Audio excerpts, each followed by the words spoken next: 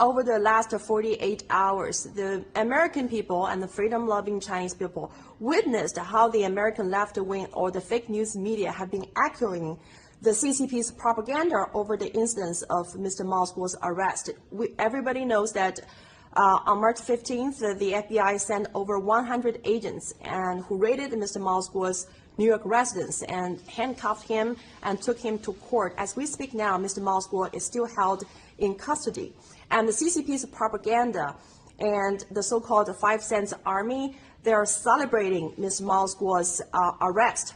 And if you look at all the American mainstream media, they are repeating the false narratives published by the DOJ and the Southern District of New York. And we know that the DOJ and FBI have been politicized to persecute American conservative people.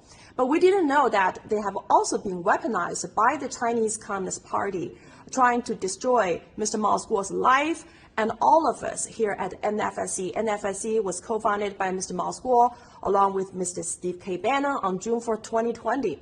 We're a global movement aimed at taking down the world's largest threat to humanity, that is the Chinese Communist Party. So now Mr. Mao is residing in the United States of America. This country, instead of protecting Mr. Mao, now the CCP has weaponized the DOJ, the FBI, and the SEC, trying to destroy Mr. Mao's life and our movement. Your reactions?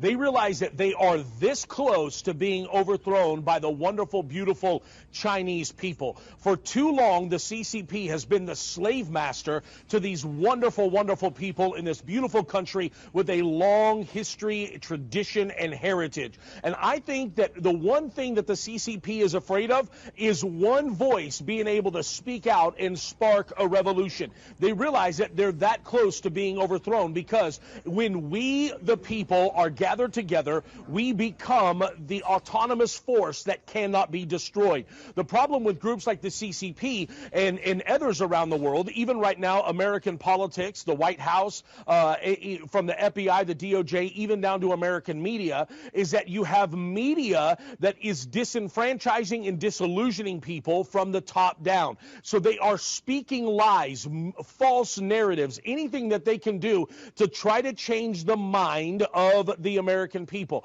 And one thing I wish that both American people and Chinese people would realize is that everything is a facade. Literally, your mind is the only prison. The minute that we all bind together and start fighting evil together as humanity, this is the moment that we will win. And one reason I love people like Miles Guo is that if you've heard the biblical story of David and Goliath, it was one man that chose to stand up and fight Goliath. One little boy against a large man with all of the technology, the money, the power. He had all of the resources behind him.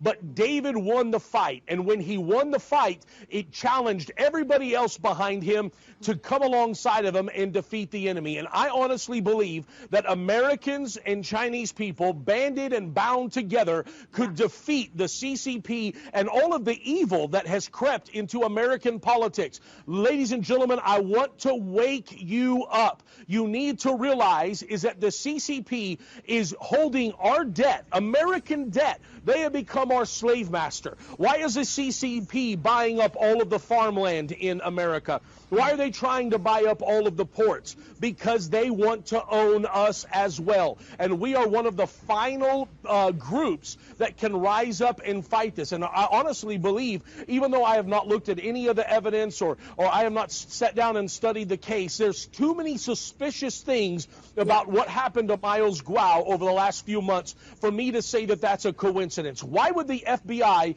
raid his house and then a mere moments later there's a mysterious fire that has started? I mean, it doesn't make sense to anybody that is logical that something that not nefarious is going on here.